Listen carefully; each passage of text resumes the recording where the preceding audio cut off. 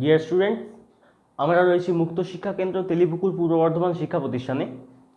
আজকে আমরা রবীন্দ্র মুক্ত বিদ্যালয়ের মাধ্যমিকের অঙ্কের ক্লাস করব। আমরা মাধ্যমিকের পরিমিতি এই অধ্যায় নিয়ে আলোচনা করছিলাম। তো পরিমিতিতে আমরা বেশ কিছু চ্যাপ্টার আমরা এগিয়েছি। আজকে একটা নতুন চ্যাপ্টার করব, সেটা হচ্ছে গোলক। তাহলে আমরা আজকে যে ক্লাস সেটা শুরু করছি। তো গোলক, এই যে ঘনবস্তুটা, এই জিনিসটা কি না, একটি মাত্র তল দ্বারা সীমাবদ্ধ সমতলী ক্ষেত্র। ঠিক আছে, গোলক হচ্ছে একটাই তল থাকবে, তার একাধিক তল দিয়ে এটা গঠিত নয়, একটাই মাত্র তল দিয়ে গঠিত। এবং আরেকটা বৈশিষ্ট্য হচ্ছে এই তলের প্রত্যেকটা বিন্দু গোলকটা মানে ঘনবস্তুটার মধ্যিখানে অবস্থিত একটা বিন্দু থেকে তলের প্রত্যেকটা বিন্দু নির্দিষ্ট দূরবর্তী, অর্থাৎ সমস্ত বিন্দু সমদূরবর্তী, তবে এটা গোলক তৈরি হবে। তো যাই হোক না কেন, গোলককে যদি আঁকা হয় আর কি, তাহলে সেটা বৃত্তের মতো এসে দাঁড়াবে। ঠিক আছে, একটা বৃত্তাকার মানে ছবি আর কি, যেখানে মধ্যখানে একটা বিন্দু রয়েছে যেটা হচ্ছে কেন্দ্র, এবং এটা 3D অবশ্যই জিনিসটা উঠে রয়েছে। 3D জিনিস আমরা আঁকতে পারবো না, আমরা 2D জিনিসকে আঁকতে পারবো। 3D জিনিসটা একটা ইলিউশন তৈরি করা যায় এখান দিয়ে, এর বেশি কিছু না। তো এর হচ্ছে একটা ব্যাসার্ধ রয়েছে, যেটাকে আমরা আর ধরছি। ঠিক আছে, গোলকের ব্যাসার্ধ আমরা ধরছি আর। এইটুকু খালি ইনফরমেশন রয়েছে গোলক থেকে। নেক্সট হচ্ছে আমাদের যেটা জানতে হয় পরিমিতির ক্ষেত্রে, এটার ব্যাসার্ধ হচ্ছে আর, তাহলে এর ক্ষেত্রফল কত হবে? ক্ষেত্রফল অর্থাৎ গোলীয় তলটার যে ক্ষেত্রফলটা, বাইরে যে গোল তলটা তার যে ক্ষেত্রফল, সেটা হয় হচ্ছে 4πr² বর্গ একক। আর যেহেতু এটা ঘনবস্তু, তাহলে একটা আয়তন থাকবে। আয়তন হয় 4/3πr³ ঘন একক। এইটুকু মাত্র ইনফরমেশন রয়েছে গোলক থেকে, শুধুমাত্র মানে অনলি গোলকটা থেকে। এছাড়া অর্ধগোলক সম্পর্কে একটু জানতে হবে। তো গোলকের ক্ষেত্রফল হচ্ছে, মানে যদি ব্যাসার্ধ আর হয়, যদি ব্যাসার্ধ জেনে যাই, তাহলে আমি ক্ষেত্রফল বের করতে পারবো। তার সূত্র হচ্ছে 4πr², আর আয়তনের সূত্র হচ্ছে 4/3πr³। তো প্রশ্ন কীরকম আছে, প্রথমে একটা ছোট প্রশ্ন দিয়ে দেখা যাক। একটি ফুটবলের ব্যাসার্ধ 6 সেমি হলে তার ক্ষেত্রফল কত? আর একটা হচ্ছে কি না, ফুটবলের খোলকটির আয়তন কত? তো এই যে ফুটবলের খোলকটির আয়তন মানে ফুটবলটারই আয়তন কত আর কি, ভেতরে কতটা জায়গা রয়েছে সেটা। আয়তন অর্থাৎ হচ্ছে এর ভেতরে কতটা জায়গা রয়েছে, বা যে পদার্থ দিয়ে এটা ভর্তি সেটা কতটা আয়তন নিয়ে রয়েছে আর কি, সেটা হচ্ছে এর আয়তন, মানে গোলকটার আয়তন। তো এই ফুটবলের খোলকটির আয়তন কত, এই কোশ্চেনটা না দিয়ে এটাকে এভাবেও দিতে পারে যে ফুটবলটির ভেতরে কত ঘন সেমি বাতাস রয়েছে, এটাও থাকতে পারে, কিন্তু দুটো মিনিংটা সেম। তাহলে ব্যাসার্ধ সেটা কত? আর আচ্ছা, এটাকে 6 সেমি না, এটাকে সুবিধার জন্য 7 সেমি ধরলাম। তো আর মানে কত? 7 সেন্টিমিটার। অ্যাকচুয়ালি একটু ফুটবল এতটা ছোটো হয় না, একটু বড় হয়, এটাকে আমি 14 সেমি ধরলাম। ঠিক আছে, ফুটবলটা বাদ দিলাম। একটা বলের ব্যাসার্ধ, কারণ ফুটবলের ব্যাসার্ধ ক্যালকুলেট করতে গেলে অনেকটা টাইম চলে যাবে। তো ব্যাসার্ধ হচ্ছে এখানে 14 সেমি। আরেকটা হচ্ছে কি, মানে তাহলে তার ক্ষেত্রফল কত? সেটা হচ্ছে 4πr², মানে 4 ইন্টু মানে 4πr² মানে হচ্ছে 4 ইন্টু পাই মানে হচ্ছে 22/7 ইন্টু r² আর মানে হচ্ছে 14। তো আমি এটাকে 14 স্কোয়ার লিখবো না, আমি লিখবো 14 গুণ 14। দুবার রয়েছে, স্কোয়ার মানে দুবার গুণ হয়, তাহলে 14 বার গুণ করলাম। তো এত বর্গ সেমি মানে হচ্ছে এত cm²। এটা গুণ করলে হচ্ছে 7 2 14 হয়। আমাকে করতে হবে কি 4 22 2 আর 14 গুণ করতে হবে। 14 2 28, 28 ইন্টু 4, 28 গুণ 56 গুণ 112, তাকে ডবল করে 224, 224, 224, 11 দিয়ে গুণ হচ্ছে আর কি 4, 4 2 6, 2 2 4, 2, মানে পেলাম হচ্ছে 2464 বর্গ সেমি। এটা পেলাম ক্ষেত্রফল। আর আয়তন, আয়তন কি হচ্ছে 4/3 পাই আর কিউব, মানে হচ্ছে 4/3 into 22/7 into 14 into 14 into 14, cube মানে 3 বার গুণ, তো 7 2 14 হলো। অর্থাৎ এবার হচ্ছে 4 22 2 আর 14, আর 14 গুণ হবে 3 দিয়ে ভাগ হবে। তো অর্থাৎ সোজা কথা আর কি, এই জিনিসটা 14 দিয়ে গুণ হবে, এটার গুণফলটা 14 দিয়ে গুণ হবে এবং সেটাকে 3 দিয়ে ভাগ হবে। তো এটাকেই 14 দিয়ে গুণ করে নিই রাফেতে। 4 2 56, 6 হাতে 5, 6 14 84, 84 আর 5 94, 9 হাতে 9, 4 14 56 আর 9 65, 5 হাতে 6, 14 2 28 আর 6 34, 34, এটাকে 3 দিয়ে যদি ভাগ করি, 3 1 3, 3 1 3,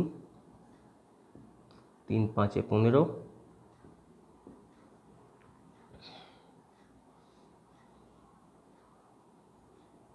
একটু গন্ডগোল কিছু হয়েছে নিশ্চয়ই।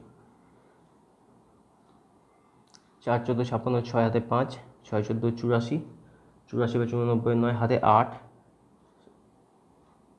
4 14 56 আর 8 64, 4, এটা 15 হবে না, এটাই গন্ডগোলটা এসেছিল, সেটা হচ্ছে এখানে 14 হবে। তো 3 4 হচ্ছে 12, 2 29, তাহলে 3 9 27, 2 16 26, 3 8 24, এখন পরে থাকছে 2, তাহলে এত পূর্ণ 2 3, 2 3 মানে অর্থাৎ এটাকে যদি হিসাব করা তাহলে হচ্ছে, যদি দশমিকে প্রকাশ করি 11,098.66 সিসি, সিসি অর্থাৎ কিউবিক সেন্টিমিটার বা ঘন সেন্টিমিটার। তো এটা চলে এলো হচ্ছে এর আয়তনটা, এত ঘন সেমি। তো এটা হচ্ছে ছোটো অঙ্ক। তো নেক্সট আমরা দেখবো হচ্ছে একটা অন্য টাইপের অঙ্ক, মানে এতটা সহজ অঙ্ক দেবে না যে শুধুমাত্র ব্যাসার্ধটা দিয়ে দিল আর তার আয়তন ক্ষেত্রফল বলে দিল, এতটা সহজ দেবে না, দেবে একটু কঠিন টাইপের। তো সেই কীরকম কঠিন টাইপের হয়, খুব সোজা একটা প্যাটার্ন রয়েছে, সেই প্যাটার্নটার মধ্যে দেখতে হবে খালি, খুব কমন একটা প্যাটার্ন। তো সেই অঙ্কটাকে একটু দেখা যাক। এখানে এই অঙ্কটাতে কী বলা হচ্ছে যে একটা নিরেট ধাতব গোলকের ব্যাসার্ধ হচ্ছে 5 সেন্টিমিটার, একে গলিয়ে 1 সেন্টিমিটার ব্যাসার্ধ বিশিষ্ট কতগুলি ক্ষুদ্রাকার গোলক তৈরি করা যাবে। অর্থাৎ একটা বড় গোলক রয়েছে যেটা হচ্ছে 5 সেন্টিমিটার ব্যাসার্ধ, তো সেটাকে গলিয়ে 1 সেন্টিমিটার ব্যাসার্ধ বিশিষ্ট গোলক তৈরি করা হচ্ছে। তো সেরকম কতগুলো তৈরি করতে পারবো। তো যেটা করতে হবে, যেহেতু গলানো হচ্ছে তার মানে আয়তন নিয়ে কাজ হচ্ছে, তাহলে ধরি এনটি গোলক তৈরি করা যাবে। অর্থাৎ যে সংখ্যাটা তৈরি, মানে যে সংখ্যা গোলক তৈরি করা যাবে সেটাকে আমি ধরে নিলাম এন। তাহলে এবার অঙ্ক অনুযায়ী কী বলছে, যেহেতু আমি ধাতব গোলকটাকে গলিয়ে ছোটো গোলকটা তৈরি করছি, বড়টাকে গলিয়ে ছোটোগুলো তৈরি করা হচ্ছে, তাহলে ছোটো গোলকগুলোর টোটাল আয়তন সেটাই বড়টার আয়তনের সমান হবে। তাহলে বড় গোলকের আয়তন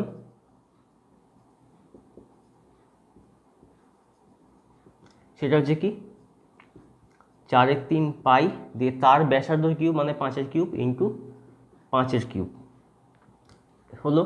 আর ছোট গোলকের আয়তন 4/3 পাই ইন্টু এর যে ব্যাসার্ধ তার কিউব, এর ব্যাসার্ধ হচ্ছে 1 সেন্টিমিটার, তাহলে 1-এর কিউব। ঠিক আছে, তাহলে এইটাকে যদি একটু হিসাব করি আর কি, আমি এখানে বলে রাখছি যে এখানে পাইয়ের ভ্যালু বসাবো না, 4/3 সঙ্গে গুণ করবো না, শুধু 5-এর কিউবটাই করবো। তাহলে কী হয় 125 ইন্টু 4/3 পাই, আর এটাকে গুণ করলে 1-এর কিউব মানে 1 ইন্টু 4/3 পাই। যদি এইটা যদি পাইয়ের মান বসিয়ে দিতাম তাহলে আরও একটু বড় হিসাব হয়ে যেত, দরকার নেই। এই কারণ এই অঙ্কটার ক্ষেত্রে এই মানে এই দুটো পার্ট থাকবেই না, বাদ চলে যাবে। তাহলে প্রশ্ন অনুসারে আর কি বা শর্তানুসারে কি না, এইটার যে এটা একটা গোলকের আয়তন, তাহলে এন খানার যে আয়তন হবে সেইটার টোটালটা এটা সমান হবে। তাহলে এন ইন্টু 1 ইন্টু 4/3 পাই, এটা যেটা হবে আর কি, মানে একটা গোলককে এন দিয়ে যদি গুণ করি তাহলে এনটা গোলকের আয়তন আসছে, সেটাই টোটাল আয়তনটা, বড় গোলকের আয়তন। এটা হচ্ছে 125 ইন্টু 4/3 পাই। তাহলে এখান থেকে 4/3 পাইকে আমি কেটে দিতে পারবো টোটালটাকে, তাহলে পড়ে থাকছে কি, এর মানে হচ্ছে এন সমান 1 দিয়ে গুণ করে তো লাভ হয় না, তাহলে 125। অর্থাৎ এরকম 125খানা গোলক, মানে ছোটো গোলক তৈরি করতে পারবো। তো এরকম টাইপের অঙ্ক আসে, মানে এরকম টাইপের অঙ্ক আসে। এটা আবার হচ্ছে শুধুমাত্র গোলক থেকে আর কি। অনেক সময় যেটা হয় আর কি, সেটা হচ্ছে মিক্সড অঙ্ক থাকে। মিক্সড অঙ্ক অর্থাৎ গোলকের সঙ্গে হয়তো আয়তঘন, ঘনক এসবের মধ্যে কিছু দিয়ে দিল, ঠিক আছে। যেখানে এখানে বলা হয়েছে যে একটা ধাতব গোলকের ব্যাসার্ধ বলেছে, সেখানে তার বদলে করে দিল কি না, একটা ধাতব ঘনকের একটি বাহুর দৈর্ঘ্য এত, তাহলে সেই ঘনকটিকে গলিয়ে যদি কিছু ক্ষুদ্রাকার গোলক তৈরি করা হয়, তাহলে যার ব্যাসার্ধ হচ্ছে এত, তাহলে তার মানে এরকম কটা গোলক তৈরি করতে পারবো, এরকম টাইপের অঙ্ক থাকতে পারে। আবার উল্টোটাও হতে পারে, যেখানে বড় গোলক বলে দিল 5 সেন্টিমিটার, একে গলিয়ে 1 সেন্টিমিটার বাহু বিশিষ্ট কতগুলো ক্ষুদ্রাকার ঘনক তৈরি করা যাবে, এটাও বলতে পারে। ঘনক যেমন থাকতে পারে, সেরকম আমরা পরবর্তী ক্লাসগুলোতে যেমন বেলন, শঙ্কু এসব নিয়ে যখন আলোচনা করবো, সেখান থেকেও আসতে পারে। ব্যাপারটা সেম টাইপের থাকবে, হিসেবের যে মানে আইডিয়াটা সেটা সেম, আয়তনের সঙ্গে আয়তনের সম্পর্ক দিয়ে আমরা বের করব। তো নেক্সট আমরা দেখব হচ্ছে অর্ধগোলক। অর্ধগোলকের যে কনসেপ্টটা সেটা দেখবো একটু। অর্ধগোলক এই জিনিসটা কি না, একটা গোলককেই যদি ঠিক মাঝামাঝি আর কি, গোলকটার যে বিষুব অঞ্চল বা ঠিক মাঝখান বরাবর, সেখান থেকে যদি কেটে দিই, তাহলে যদি কেটে দিই তাহলে কিন্তু সেটা গোলকের কেন্দ্র দিয়ে পাস করবে। তো সেটা হচ্ছে অর্ধগোলক। তো এখানে ছবিটা এঁকেছি। তো একটা গোলকে যেমন যেটা দেখেছিলাম যে একটাই মাত্র তল, টোটালটা একটাই বক্রতল, কিন্তু অর্ধগোলকের কিন্তু একটা নয়, দুটো তল, একটা সমতল আর একটা হচ্ছে বক্রতল। এই দুটো তল দিয়ে অর্ধগোলক তৈরি। তাহলে আয়তনের দিক থেকে যদি দেখি, আর যদি আয়তন নির্ণয় করতে হয়, তাহলে এটা বোঝা যাচ্ছে যে অর্ধগোলক মানে হচ্ছে গোলকের অর্ধেক। অর্ধেক অর্থাৎ হচ্ছে আয়তনটা হাফ হয়ে গেছে, তাই গোলকের আয়তনটা যা আর কি, অর্ধগোলকটা তার হাফ করে দেবো, তাহলেই অর্ধগোলকের আয়তন পেয়ে যাব। কিন্তু ক্ষেত্রফলের ক্ষেত্রে কিন্তু তা হবে না। কারণ কি, যদি গোলকটাকে মাঝখান থেকে কেটে দিই, তাহলে ক্ষেত্রফল হিসেবে যদি দেখি, তাহলে সেই অর্ধেকটা হচ্ছে বক্রতলেরটা, কিন্তু এক্সট্রা আরেকটা তল তৈরি হয়ে গেছে, সেটা হচ্ছে এই সমতলটা। তাহলে আমাকে ক্ষেত্রফল হিসেবে আর কি বক্রতল মানে অর্ধেক গোলকের তলটা সেটা তো আছেই, তার সঙ্গে এই যে ভূমির যে তলটা, বৃত্তাকার তল সমতল রয়েছে একটা, সেটাকেও অ্যাড করতে হবে। তাহলে ব্যাসার্ধ যেটা, সেটা হচ্ছে আর, এটা ধরে রাখছি। এবার আর অর্থাৎ হচ্ছে দুটো এখানে চিত্র দেখতে পাচ্ছি, একটা হচ্ছে এই বৃত্তাকার চিত্রটা আর একটা অর্ধগোলক চিত্রটা, তাহলে দুটোরই ক্ষেত্রে মানে ব্যাসার্ধ কিন্তু আর। তাহলে আগে আয়তনটাকে দেখা যাক। আয়তন কি না, গোলকের আয়তনের অর্ধেক। গোলকের আয়তন কি হয়, 4/3 পাই আর কিউব। তো 2 দিয়ে যদি এটাকে হাফ মানে 2 দিয়ে যদি ভাগ করি, তাহলে এখানে চলে আসবে সেটা 2/3 পাই আর কিউব।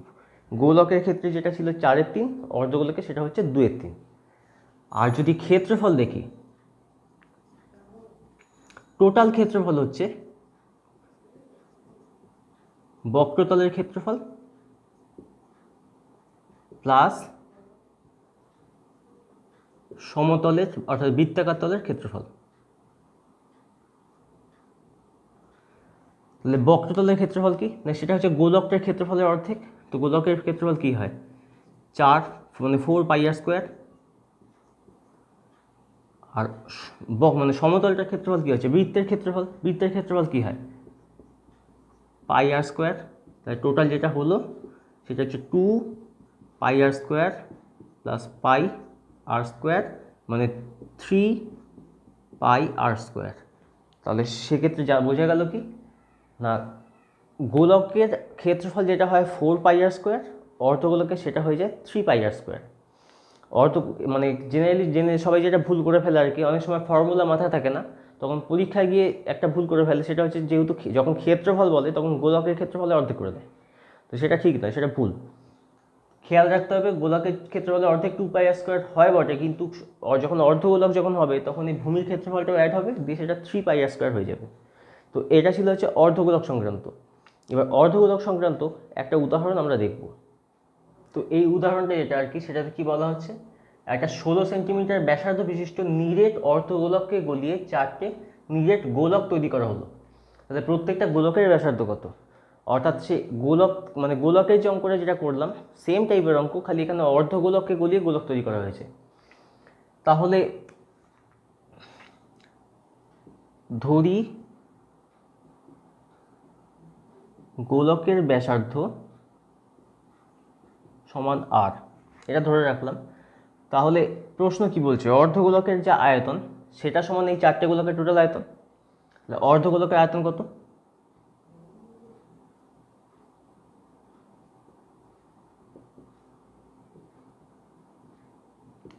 সেটা হচ্ছে 2/3 ইন্টু পাই ইন্টু 16 যেটা রয়েছে 16 কিউব, 16 কিউব অর্থাৎ হচ্ছে যেমন আছে রাখলাম আর কি, 2/3 পাই ইন্টু 16 ইন্টু 16 ইন্টু 16 এইভাবে রাখলাম। আরেকটা হচ্ছে এবার গোলক,